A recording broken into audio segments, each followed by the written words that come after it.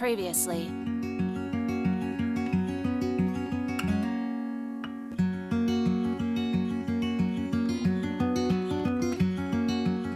Hey everybody, this is Anna again. Welcome to the final part of my story. Today, I need to solve a very difficult puzzle. I gotta understand why Dora helped me. And actually, this thing is much more complicated than the Philosopher's Stone. Well, Dora suddenly disappeared. I didn't think about her during the first few days after I got home, because I wasn't up to it. My parents suddenly remembered we were actually of the same blood and the same family, and they were acting suspiciously caring. I was afraid of this attitude, but they seriously called my doctors again. They monitored my nutrition, and my mom even apologized for everything. My mom apologized. Wow.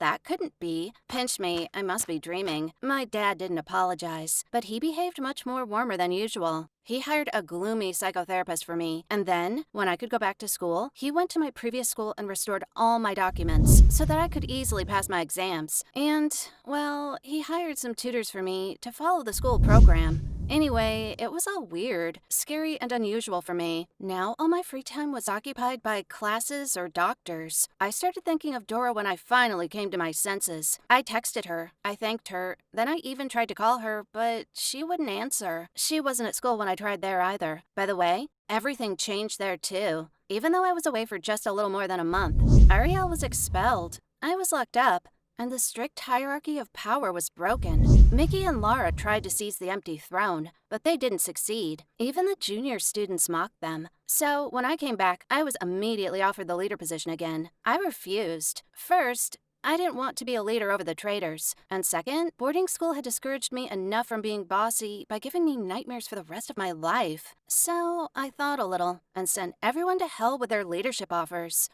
Surprisingly, everyone understood me. I suggested they build a democracy now, just for fun. Nobody told me anything about Dora.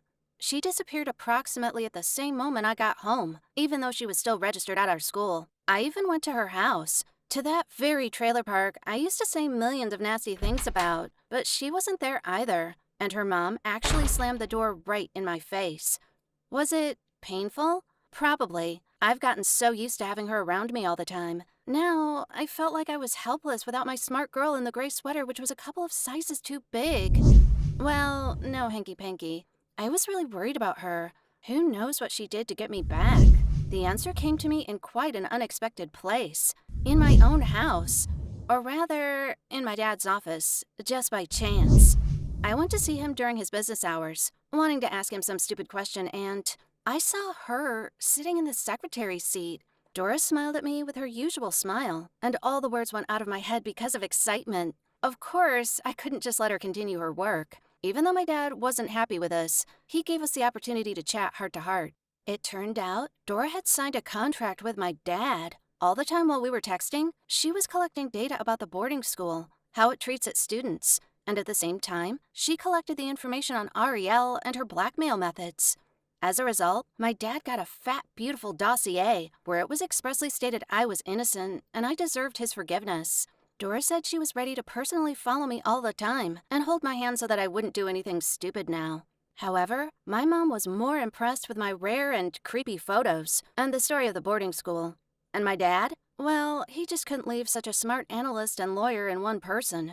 I don't know if he really believed I had nothing to do with it, or if he just decided to get a good assistant. As a result, my parents brought me home and repented, and my dad signed a contract with Dora, according to which Dora became my dad's personal secretary for a few years.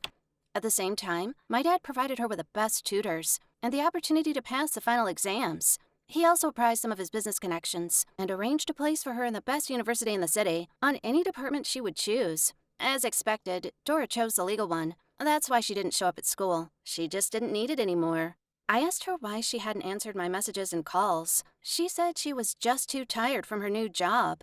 But I didn't believe her. Dora was too active in averting her eyes when she said this. I pushed my dad against the wall. For some reason, it seemed to me it was he who forbade Dora to communicate with me. My dad was surprised and assured me he would have been very glad if his errant daughter talked more with such a sensible girl like Dora. So, it wasn't his fault. Anyway, he thought we were already close friends. She texted all the time when she wasn't so busy. I thought everything terrible had already happened to me. When my parents turned away from me, it was painful. When I fell for a trick with blackmail, it was insulting. The boarding school was too scary, as if it was a nightmare coming to life. But only now, I understood what it meant to lose all my senses at once. It was as if I was blind, deaf, and lost in space, and I couldn't find any reason for it. It's not Dora, is it? After we met, she started responding to my messages again. We even went to our studies together when my dad let her go early from her job. And everything seemed to be fine, except she never answered my question why she was helping me. But why was it difficult for me to even breathe in her presence? As a result, instead of enjoying the changes, I suffered. My parents started to treat me much better. Things also improved at my school. Everybody left me alone. The population built a democracy, and everyone learned not to offend the weak students. Even my grades started improving, but it seemed to me that everything in the world was gray and terrible. I passed my exams. The fact I received the certificate with a decent score greatly surprised the principal. Even when I was taking the final test on art history, I kept thinking about Dora. And then I asked myself, why was I thinking about her all the time? And here I am, standing in a gorgeous evening dress at my own graduation. It dawned on me what it was all about. Jealousy. I was jealous of my friend. Yes, after all we'd been through, I could call her my friend. My real friend I'd never had before, and I didn't want her to have anyone but me. Then I woke up and remembered I was at the prom. I graduated from high school. I changed my values, and I realized what mattered for me in life and who I should trust. Well, I passed all the exams. Now I can relax a little and have fun. I danced with the guys, chatted with someone, and watched out of the corner of my eye what was happening in the hall. Just out of habit, yeah. In the corner, Chad was dancing with Laura, and from time to time, he looked back at other girls. Laura seemed to be happy. I knew she had liked him for a long time. However, now she kept in mind what he was capable of. In another corner, Mickey tried to play the queen, but the girls around her were just giggling, and clearly testing the imposter queen. Other students were just having fun and saying goodbye to the school. And in the darkest corner, like at the Christmas ball, Dora was hiding, trying to camouflage with the furniture. I smiled and waved at her, and she answered back. The funny thing was, I was chosen the queen of the school after all, almost by unanimous vote. Well, except for Chad and his friends. But I refused the crown, and offered to make a democracy at school a tradition. The audience applauded and even whistled, but the principal awarded me the crown anyway. I gave it to someone later and forgot about it. Because it suddenly occurred to me, this might be the last time I could have a heart-to-heart conversation with Dora. No, of course she's not going anywhere, but the atmosphere of the prom, the nostalgia, I think it's time to conduct a small interrogation towards Dora. I pinned Dora to the wall in that famous toilet. She didn't even struggle much, just looked at me strangely, like asking if I was ready to hear the truth. Honestly, I wasn't sure. What if she said she had a boyfriend and we needed to talk less? But Dora said something I wasn't ready to hear. She said she's been in love with me since elementary school, even when I was a nasty bitch who only thought of herself. I was the best for her, but of course, I didn't care about her then, unless I kicked and mocked her. And then Dora just took the chance. She thought if she was around, I would feel something, or at least it would be a little easier for her. But instead of a place in the Queen's retinue, she got the real me. All of me, and realized it only got worse. Dora said a lot more about how she worried about me, how she was afraid for me, and how she was terrified of my parents, how she protected me when I wasn't at school. And then she just kissed me.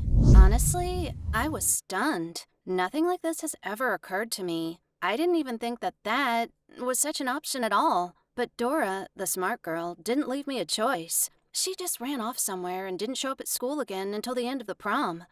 I also remained at the prom, but with my body only. My thoughts were somewhere very far away.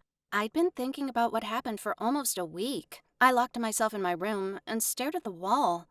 My parents even called the psychotherapist who had worked with me before. It was he who helped me to look at what was left of my inner world. Did Dora's confession frighten me? Yeah, it was scary. Did I feel disgusted or uncomfortable? No, I didn't. So I decided to give it a try. Right now, my life doesn't look like it used to look at school. I try not to think about school at all. I have other things to worry about. I'm at the university now, and for the first time in my life, I'm actually studying, not just farting around in class. And I like what I study. I was able to forgive my ex-friends. We didn't talk again, but I don't hate them either. Let them live as they want. I could forgive Chad, who never became my Prince Charming. He didn't become any of the girls' prince either. After school, he somehow got together with his university teacher. When they found out about it, there was a terrible scandal, but they somehow managed to settle everything down. I saw him by chance. Strange, but he looked happier than at school. My parents and I, well, we didn't become a real family, but now we get along well. They both apologized to me once again and allowed me to live as I wanted. Dora and I visit them on weekends. By the way, we became a couple. And even though it was difficult at first, because we mostly were hiding everything from our parents and friends, it turned out together we can overcome everything. My parents somehow accepted our relationship. That was very difficult for them. Why am I telling you this? I mean, the most important thing I understood for myself was that nobody owes you anything. There's no right or wrong. Everyone from a nerd to a class leader has the right to live and enjoy their life. And it's up to you to decide what's best for you. This is the only way to get your personal happiness. Thanks for staying with me throughout the whole story. I appreciate your likes and comments below.